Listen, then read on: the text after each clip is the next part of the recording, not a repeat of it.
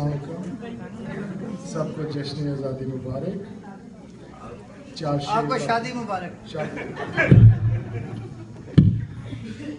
आपने मेरा थोड़ा सा साथ देना है। मैं इस तरह तो नहीं जिस तरह एजाज भाई साहब पढ़ सकते हैं, मैं कोशिश करूँगा। आपने पाकिस्तान पाकिस्तान कहना है, बकाया काम मैं करूँगा।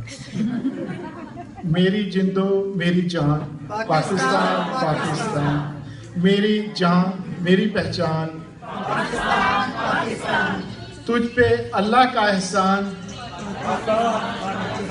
मेरा दिल तुझ पे कुर्बान पाकिस्तान पाकिस्तान, तेरी सबसे ऊंची शान पाकिस्तान पाकिस्तान, तू ही दीन मेरा ईमान पाकिस्तान पाकिस्तान, बच्चे बूढ़े और जवान पाकिस्तान पाकिस्तान, सारे तुझ पे कुर्बान पाकिस्तान पाकिस्तान, पाकिस्तान जिंदाबाद।